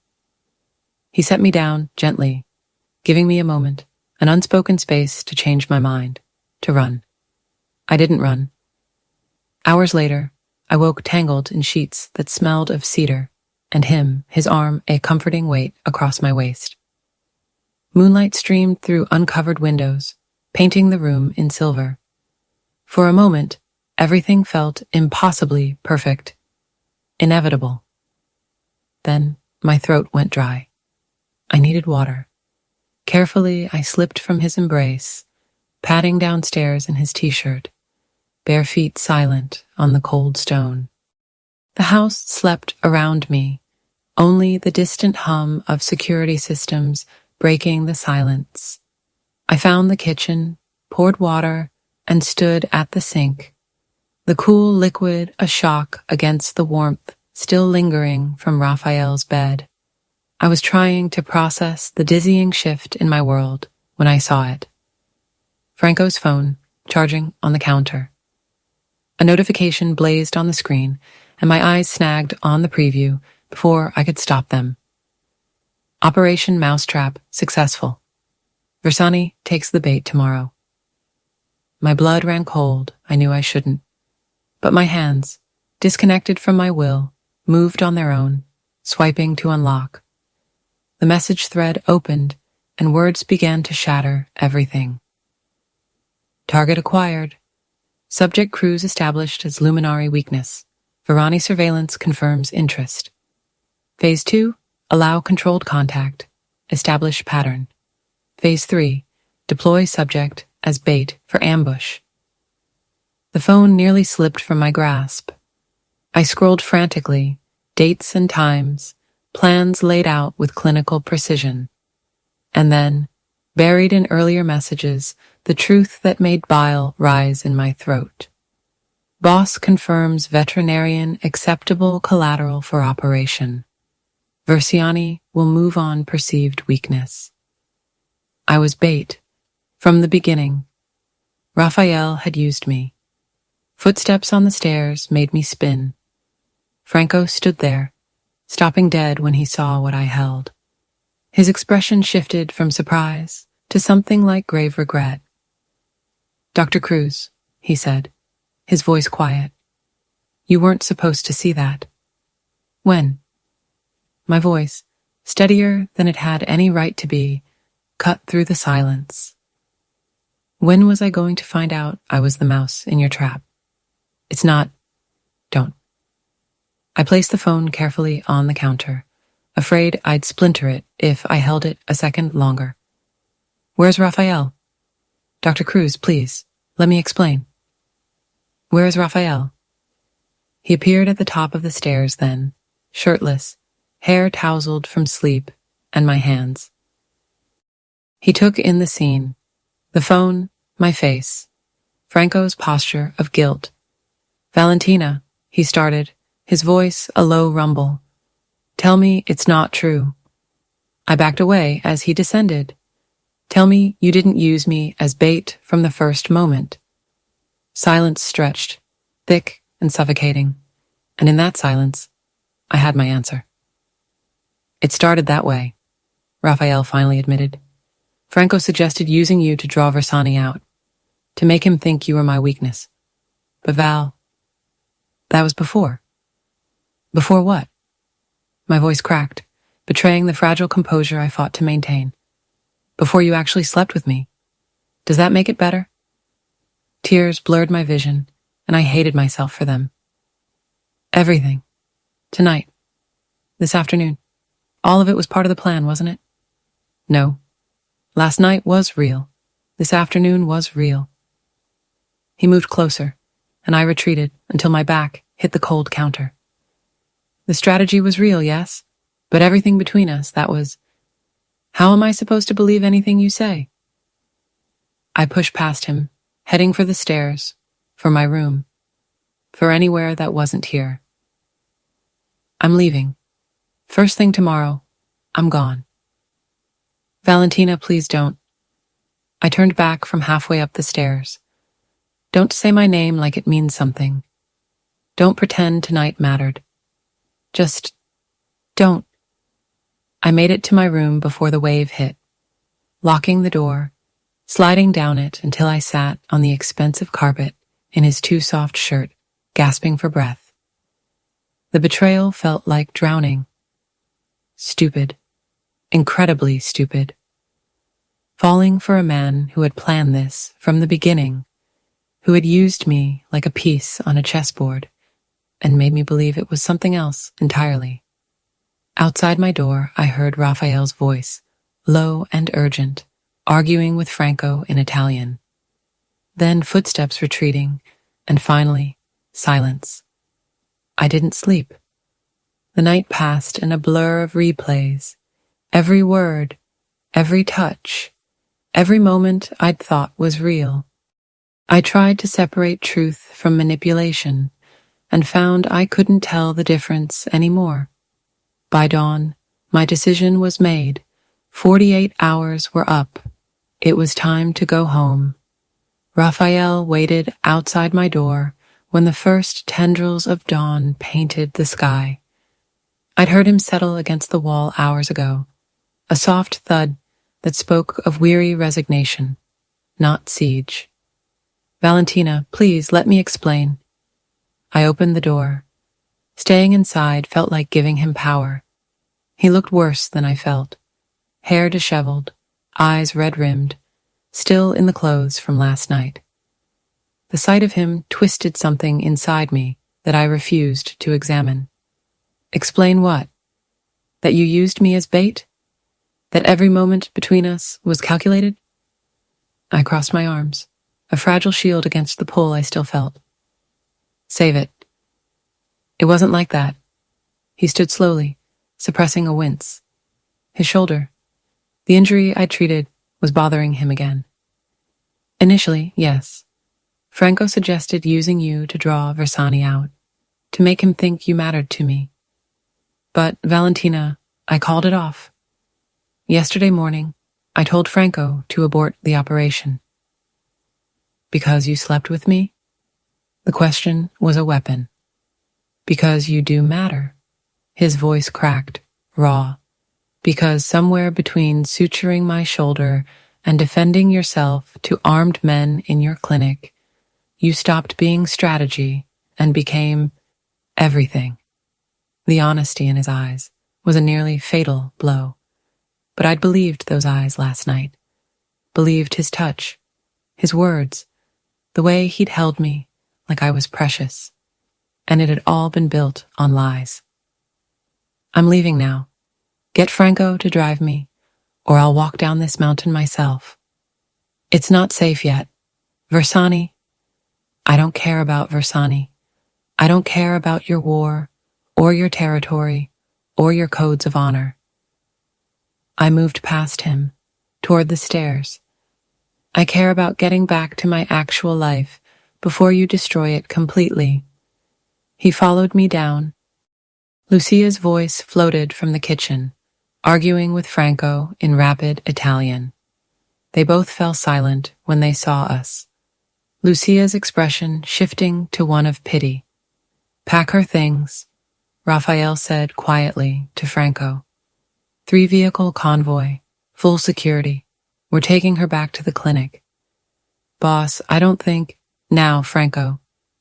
30 minutes later, I was back in the middle SUV, Thor beside me, watching the mountain estate shrink through tinted windows. Raphael sat across from me this time, not beside me. The distance felt like miles. I meant what I said last night. he offered after 20 minutes of silence. About wanting to be selfish. About you making me imagine a different life. Stop. You deserve to know. I said stop. I finally looked at him, letting him see the raw hurt I'd been trying to hide. You don't get to make this harder by being honest now. You had chances. You chose manipulation instead. He flinched, as if I'd struck him. Good. Let him hurt like I did. The road wound down through the forest, early morning mist clinging to the trees like ghosts. Franco drove with his usual careful precision. 2 SUVs flanked us, everything appearing normal, controlled, safe. Then the world exploded. The lead SUV erupted in flames, a rocket or grenade, striking it with chilling accuracy. Franco slammed the brakes, throwing us forward. Raphael's arm shot out, catching me before I hit the seat in front. Down, he commanded, pushing me to the floor. Stay down. Gunfire erupted from all sides, different, heavier than I'd heard before. Through the chaos, I heard shouting, in Russian. My blood froze. The name Bratva, whispered by Franco, felt like a chill wind through an open tomb. And then the world detonated. Explosions ripped through the night. The rear SUV shrieked, tires shredding into black confetti, sending it careening into a dizzying spin. Franco wrestled the wheel, desperate to carve a path around the burning skeleton of our lead vehicle. But a black cargo van materialized, a thunderous ramming into our side. The impact slammed me against the door, Raphael's arm a momentary, futile shield. My head cracked against unforgiving metal, and a galaxy of white stars exploded behind my eyes. Franco, out! Raphael roared, a .45 appearing in his hand as if conjured. Splintered glass showered us as he returned fire, but they were a hydra. Countless figures in tactical gear pouring from the shadows, vehicles materializing from nowhere. This wasn't a chase. It was an ambush, meticulously planned, timed to the beat of our vulnerability. A canister flew through the shattered window. Raphael reached, a blur of motion, to snatch it, to hurl it back, but it detonated with a deafening crump, a stun grenade. The world dissolved into a blinding white roar, a sensory maelstrom. Hands, too many hands, grabbed at me. I clawed, I kicked, but disorientation was my enemy, their training, their weapon. Through the fading shriek in my ears, Raphael's voice tore through the din. My name, a primal scream, the sharp crack of his .45. Then, a heavier thud, and the sickening sounds of struggle. Someone had him, was dragging him back. My vision cleared in fractured glimpses. 3 men wrestling Raphael. He fought like a cornered beast, the injured shoulder forgotten, pure desperation fueling every feral movement. Valentina. His cry was a raw wound. A chemical scent, sickly sweet, enveloped me as a cloth covered my face. I struggled to hold my breath, but panic betrayed me, a gasp sucking the poison deep into my lungs. The world tilted, the colors at the edges fraying into black. The last thing I saw was Raphael, bloody, hair matted, breaking free of one captor, reaching for me with a desperate, outstretched hand. Then Franco tackled him, holding him back, and I understood. Outnumbered, outgunned. If Raphael came for me now, they'd kill him. I wanted to tell him it was all right, that I forgave him, that last night had been real for me too, whatever his dark intentions. But the growing darkness swallowed the words, voiceless. I awoke in fragmented moments. First, the sledgehammer headache, a relentless percussion behind my eyes. Then, the creeping cold seeping into my bones from beneath me. Finally, the stark awareness of my hands, bound behind my back, the cruel bite of zip ties cutting into my wrists. My eyes flew open to concrete and the harsh glare of fluorescent tubes. A warehouse, a factory, something industrial, desolate. The kind of place where screams would drown in the emptiness. She's awake. The voice was accented English, but not Russian. Something else. Italian, perhaps, but with a different cadence. Footsteps approached, precise and unhurried. I forced myself flat, still, to think like a doctor diagnosing a patient, not a hostage facing death. Panic was a luxury I couldn't afford. Clinical observation, my last defense. A man crouched before me, late 30s, his expensive suit a jarring contrast to the grim surroundings. He was handsome, but in a predatory way, with dark eyes that held no warmth. Dr. Cruz, finally we meet properly. I am Adriano Moratoni. He smiled. It was the smile of a hunter. Luminari's little weakness, the veterinarian who saved his life and stole his heart. I don't know what you think you know. Please. We've been watching since the night he stumbled into your clinic. Adriano pulled out a phone, its screen flashing with images. Raphael and I, laughing in the garden last night, entering his bedroom. My stomach lurched. Very touching. Very stupid on his part. What do you want? What I've been hired for. Sergio Verani pays very well for Luminari's territory. He'll pay even better for Luminari himself. Adriano stood, pacing with the measured cadence of a lecturer. Originally, we were just muscle. Supporting role. But then you appeared, and suddenly the great Raphael Luminari has something to lose. That changes negotiations considerably.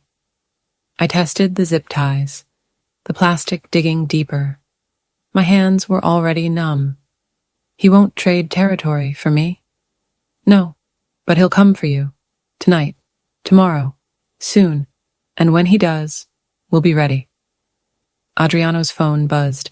He answered, a torrent of rapid Russian, then switched to sharp, argumentative Italian. While he was distracted, my numb fingers went to work on the ties. Veterinary school hadn't just taught anatomy, it had taught knots. How to slip restraints from a panicked animal. This wasn't so different. The plastic cut, blood slicking my wrists, but the wetness actually helped, making my hands slippery. Adriano snapped his phone shut, turning back to me, a smirk playing on his lips. Your lover just called, offered 5.5 million of Portland for your return. He scoffed, touching. No, 5 million, half of Portland. Lucia's warnings echoed everything Raphael had built over 12 years, and he was willing to burn it all for me. The realization hit harder than any weapon. He meant it. Everything from last night, about wanting to be selfish, about choosing me. He meant it. You won't live long enough to spend it, I said, my voice quiet, steady. Raphael doesn't negotiate with people who take what's his. But he's already negotiating, already weak. Adriano checked his watch. He has until midnight. Then I start sending pieces of you back until he agrees to my terms. He walked away, leaving me with 2 silent guards. I kept working the tie, ignoring the pain, the blood, the rising tide of fear. My right hand finally slipped through, taking skin with it, but free. I kept my hands behind my back, a hidden victory. Professional soldiers didn't make amateur mistakes, but I needed an opening, a distraction, something before midnight. Somewhere in the mountains, Raphael was planning, gathering his forces, just as Adriano predicted. And when he came, a lot of people would die.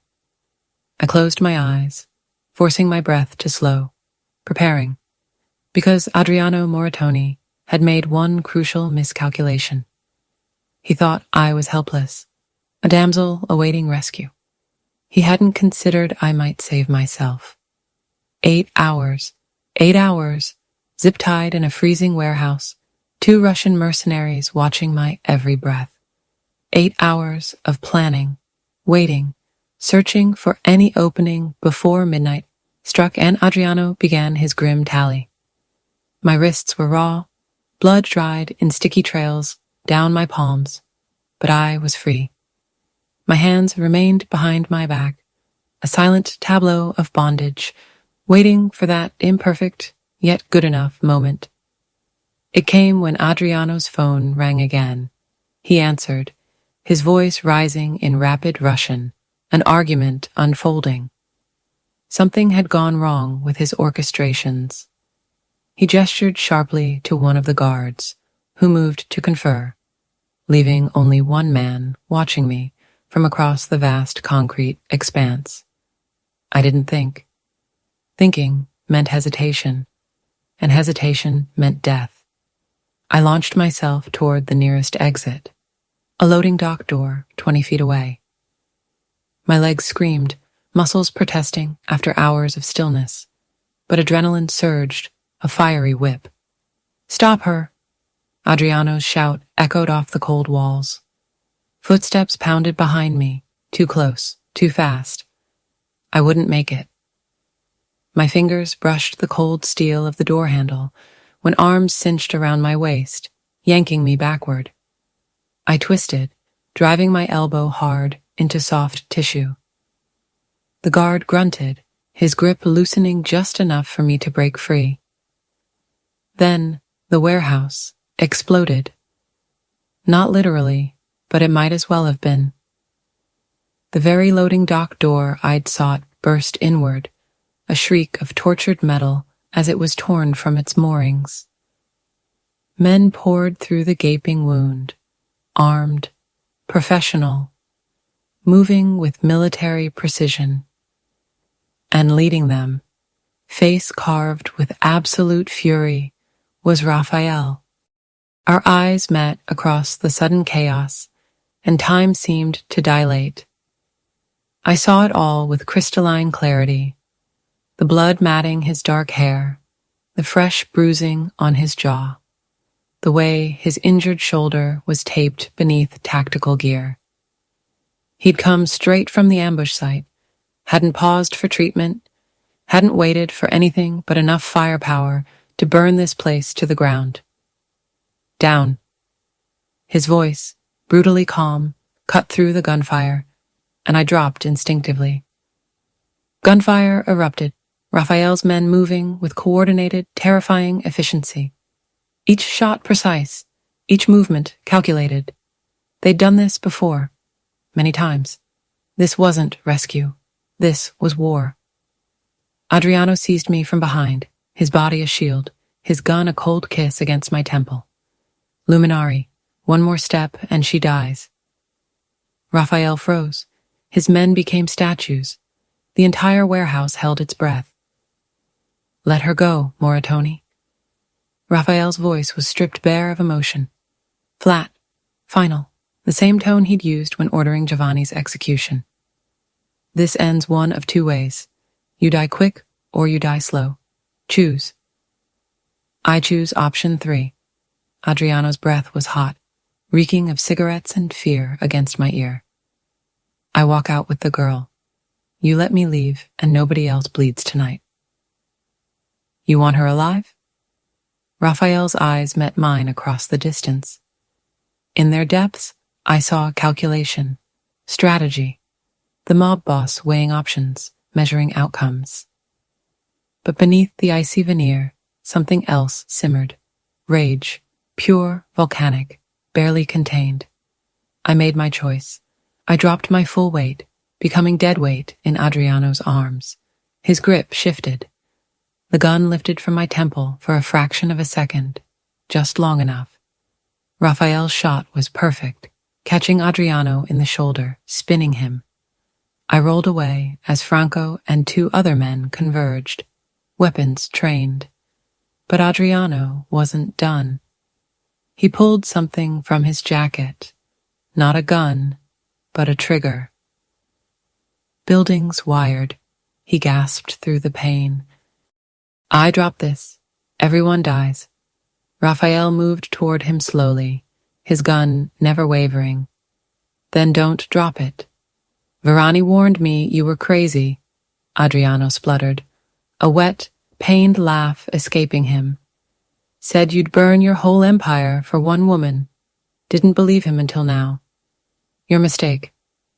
Raphael was close now. Too close. Adriano was close enough to touch, a predator's breath away. Valentina moved, a ghost in the periphery, drawn slowly toward Franco.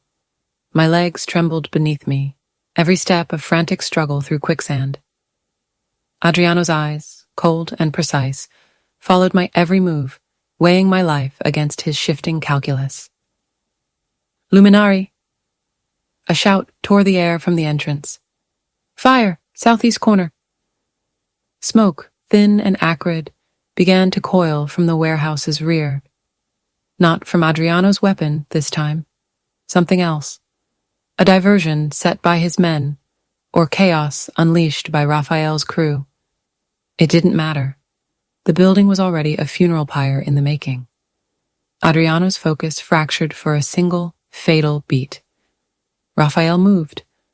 A blur of impossible speed for a man so injured, so burdened. He closed the distance, a honed weapon, striking the trigger from Adriano's hand, snatching it mid-air before it could kiss the concrete. 3 shots, precise and brutal, erupted before Adriano could even register the betrayal of his own body. The enforcer crumpled. Raphael pocketed the weapon, a dark extension of his will, then turned to his men. Everyone out, now. But the fire was a living thing, consuming oxygen, gorging on accelerants. The southeast corner blazed, orange tongues licking greedily at the ceiling. Smoke thickened, a choking shroud that stole the exit, the light, everything but the pulsating infernal glow. Then, arms like steel bands wrapped around me from behind. Raphael, a ragged whisper close to my ear. Hold your breath, stay close. He dragged me through the inferno, one arm locked around my waist, the other still clutching his weapon. Heat seared my skin, 1,000 tiny needles.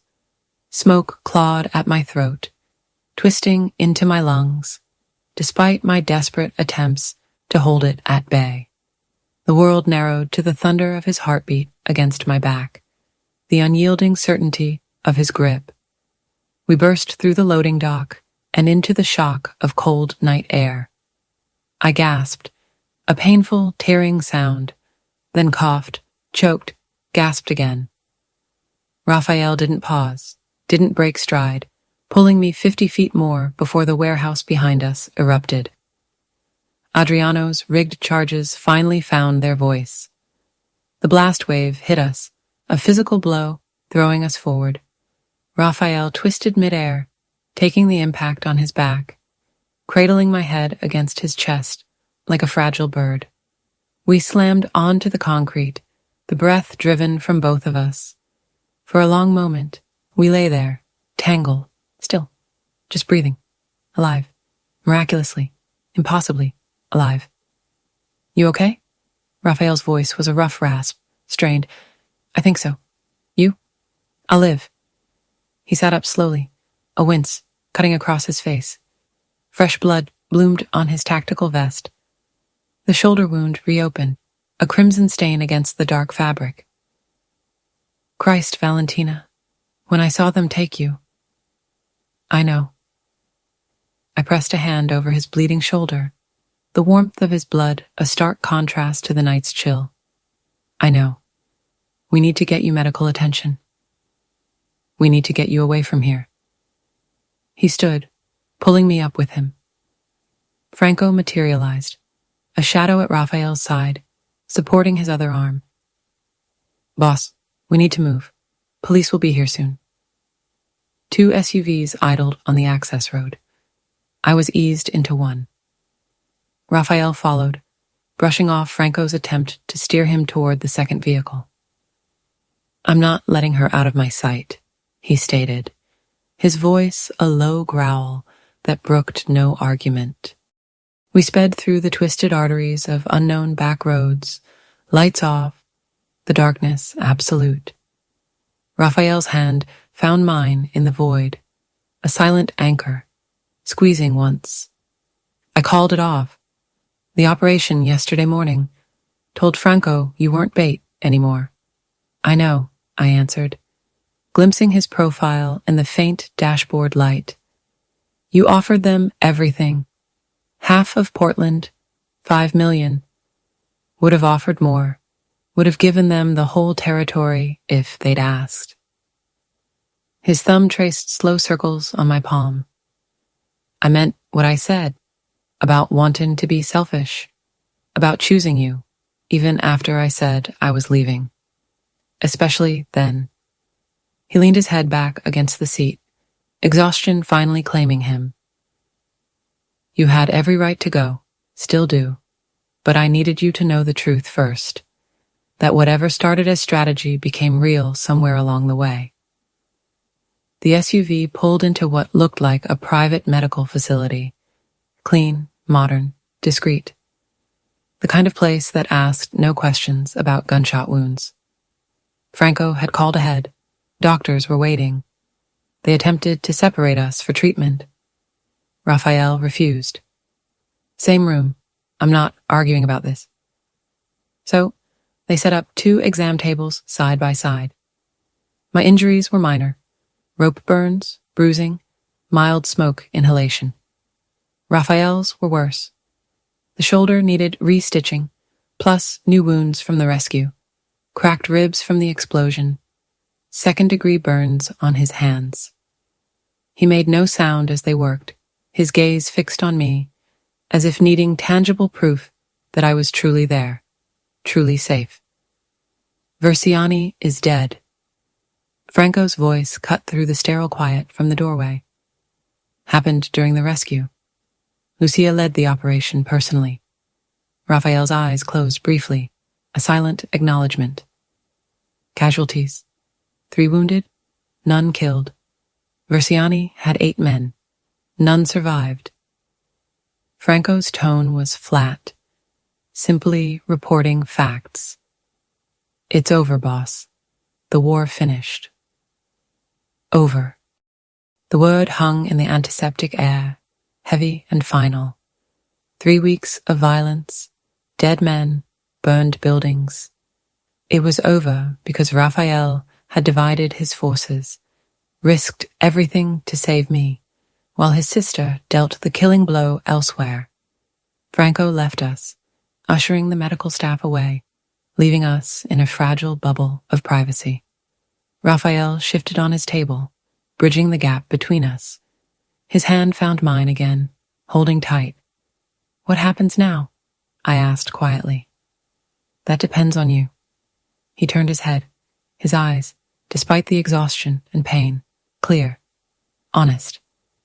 "I can set you up anywhere. New identity, money, protection. You can disappear. Live the quiet life you built before I crashed into it. And if I don't want that, then I spend however long you'll give me proving that last night wasn't manipulation, that the man who made you breakfast and showed you his library and kissed you like he was drowning, that was real. All of it." I studied his face, the nascent bruises, the cut above his eyebrow, the gray pallor of a man pushed beyond exhaustion, fueled only by raw will.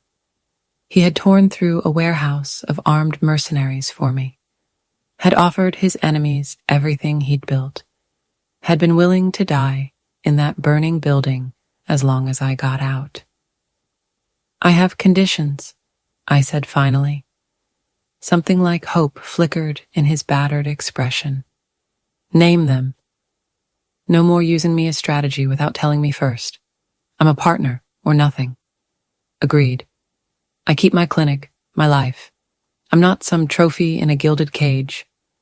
Never wanted that. Want you exactly as you are."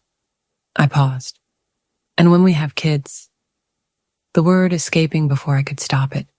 Not if, but when they don't enter the family business. They get choice. Real choice. Raphael's hand tightened on mine. Lucia takes over operations. I'm working on an exit plan. 5 years, maybe less. We build something different. You'd really do that? For us? I'd do anything. He said it simply, a statement carved from stone. But Valentina, you need to understand what staying means. There will always be enemies, always be risk, always be looking over our shoulders. That life, it doesn't just disappear. I know. And I did. I had seen it, lived it, understood its crushing weight.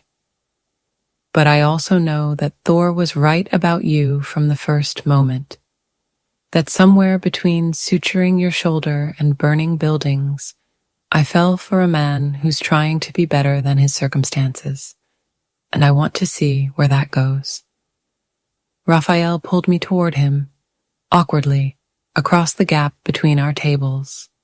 His kiss was gentle, a stark contrast to the brutal events we'd just survived. A promise. A beginning. No regrets, he whispered against my lips.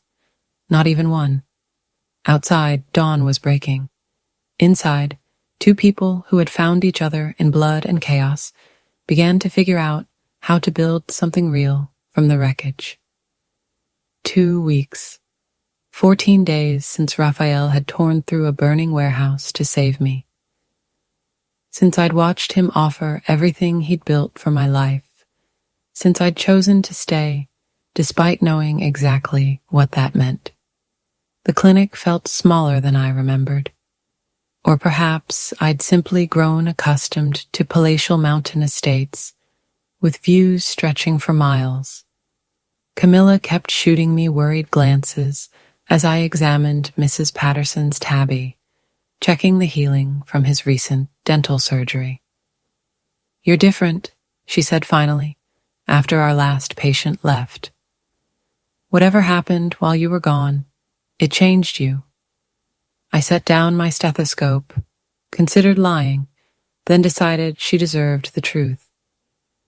I fell in love with someone complicated, someone dangerous, and I'm still figuring out if that makes me brave or stupid. Can it be both? She leaned against the exam table. Gabby told me about the men in suits, the security detail. Val, if you're in trouble, I'm not. Not anymore. The war was over. Versiani dead. The Bratva neutralized. Raphael's territory secured and expanded. All because he'd been willing to burn down his world for me. I'm just deciding what comes next.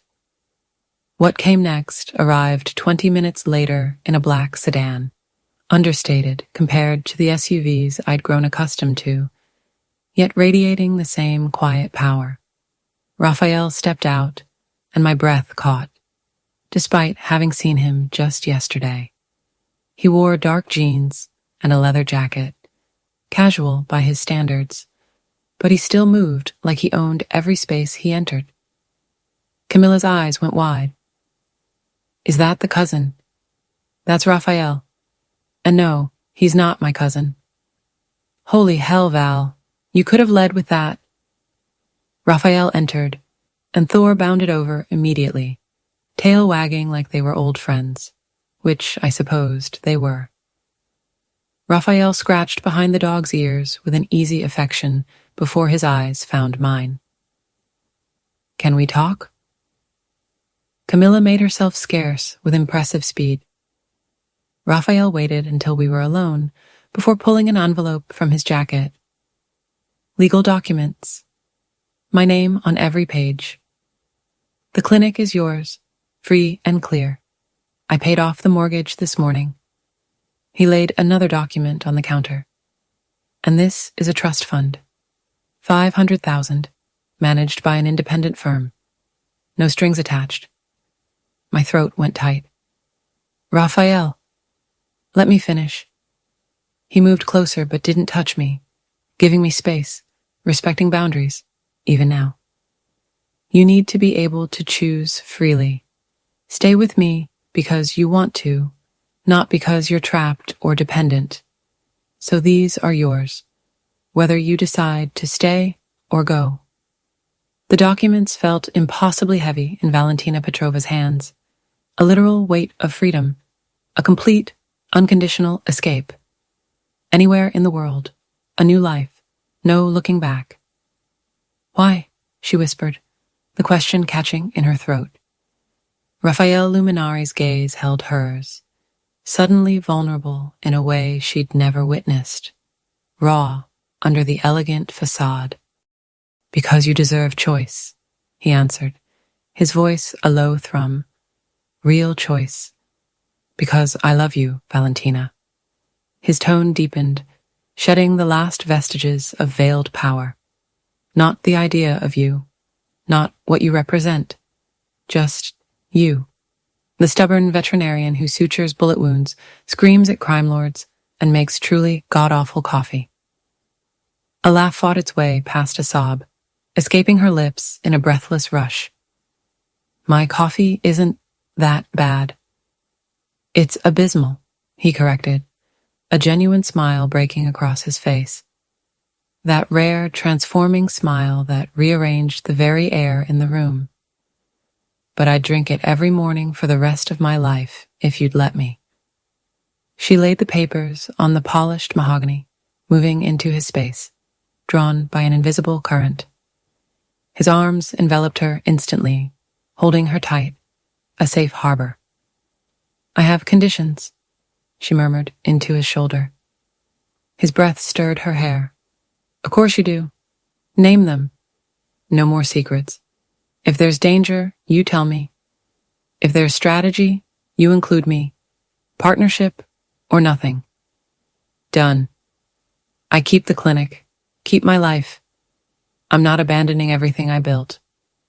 Never wanted you to, he rumbled, his lips brushing her temple. Want you exactly as you are.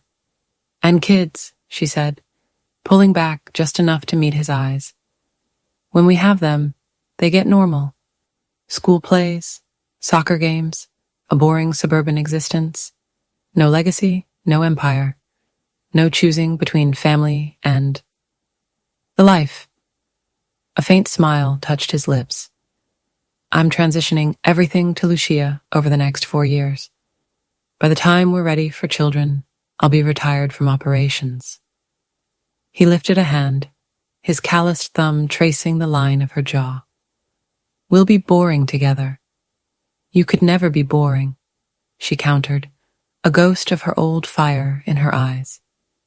Watch me try. He leaned his forehead against hers, the warmth of his skin seeping into her. So, what's your answer, Dottoressa? Instead of speaking, she answered with a slow, deep kiss, potent with promise. When they finally broke apart, both breathing raggedly, she pulled back just enough to look into his dark eyes. I choose you. Her gaze was wide open, devoid of illusion, embracing not just him, but the risk, the complicated dance, this beautiful, volatile disaster they called theirs. No regrets.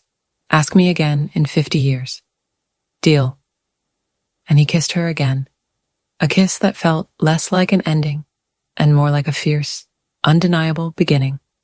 6 months later, Valentina stood in Raphael's sprawling dining room, a silent observer of the orchestrated chaos of family dinner. Lucia, sharp as ever, argued politics with Roberto, while Franco, the eternal diplomat, skillfully navigated between them. Paolo, Adriano's quiet replacement, listened intently, speaking rarely, but when he did, his words carried unexpected weight. Genevieve, elegant and poised, charmed the entire table with surgical precision. Beneath the antique oak, Thor snored contentedly, occasionally receiving illicit treats from Raphael when he thought Valentina wasn't watching. You're staring, Raphael murmured, his arms slipping around her waist from behind, his chin resting on her shoulder. I'm appreciating, she corrected, feeling the familiar comfort of his embrace. There's a difference. Appreciating what? This. You. The fact that we made it here. She turned in his arms, letting him see the raw emotion, no longer hidden. 6 months ago, her world had been just her and her animals. Now, it was this strange, wonderful, slightly criminal family that had somehow become hers. Slightly criminal, Lucia interjected, raising her wine glass from across the room, a glint in her eyes. I'm a licensed attorney, thank you very much. Who represents exclusively criminal clients? Valentina shot back, a grin spreading across her face. Lucia's laughter, rich and uninhibited, filled the space with unexpected warmth. Raphael's hand found Valentina's, fingers lacing together with the easy familiarity of long habit. 6 months. Long enough to know this was real. Short enough that she still caught herself marveling at it. Everyone. Raphael's voice boomed softly, and the clink of his glass brought the room to a hush. When he had their attention, his arm tightened around Valentina's waist. Valentina and I have an announcement. She held out her hand, letting the platinum band with its single, perfect diamond catch the light. It was simple, unostentatious, and profoundly theirs. Lucia actually squealed. Franco's smile was genuine, wide, and warm. Genevieve's eyes welled with happy tears, and the table erupted in a cacophony of congratulations. Took you long enough, Lucia said, pulling Valentina into a tight hug. I've had the date circled in my calendar for months. Presumptuous much? Valentina teased as Lucia pulled back, regarding her with serious intent. Informed? There's a difference. Lucia's gaze softened. You sure about all of this? Completely, Valentina affirmed, and she was. She knew exactly what she was choosing. The lingering danger that might never fully disappear, the constant looking over her shoulder, the complicated legacy, but also the man who had covered her body with his own to shield her from bullets, who had offered her freedom even when every fiber of his being wanted her to stay, who made terrible jokes but perfect eggs, and loved her with an intensity that should have been terrifying, but instead just felt right. Dinner continued with a symphony of planning, toasting, and laughter. Later, after the last guest had departed and the house settled into a deep quiet, Raphael found her on the terrace, overlooking the valley, the same spot where they'd shared a meal months ago, before everything had exploded and reformed into this new, beautiful world. Cold? He asked, draping his jacket over her shoulders. A little. She leaned back against his chest, his arms coming around her, strong and familiar. Thank you for the jacket, for giving me choice, for letting me choose this, rather than forcing anything, ever. He kissed the top of her head. Though I'd be lying if I said I wasn't terrified you'd choose to leave. Never crossed my mind. Well, maybe once, for like 5 minutes. But Thor wouldn't have forgiven me. Just Thor? She turned in his arms, looking up, letting him see the truth laid bare in her eyes. I wouldn't have forgiven myself. You're it for me, Raphael Luminari. The complicated, dangerous, surprisingly domestic love of my life. That might be the most romantic thing anyone's ever said to me. Then you've been spending time with the wrong people. Not anymore. He kissed her then, slow and thorough, tasting of wine and fresh promise. Ready for bed? In a minute. Want to stay here a bit longer? And so they did, stood wrapped in each other as stars blazed across the ink-dark sky and the mountain air turned crisp around them. Two people who had found each other through blood and chaos, building something real and impossible from shattered pieces. Valentina, Raphael's voice, was a soft whisper against her hair. Thank you for opening your door that night, for choosing to save a bleeding stranger instead of the safer option. She thought of that night, the furious storm, the pounding on her door, the impulsive decision that had changed everything. You're welcome, she whispered back. But Raphael, thank you for being worth saving. They stood there in a comfortable silence that needed no words, and Valentina knew, with a certainty that settled deep in her bones, that this was it. Not an ending, but a new beginning. Messy, complicated, dangerous, and absolutely, wonderfully theirs. Some fairy tales began with once upon a time. Theirs had begun with blood, thunder, and a woman foolish enough to open her door to danger. And maybe that made it better, more real, more earned than given. Either way, she wouldn't change a single moment.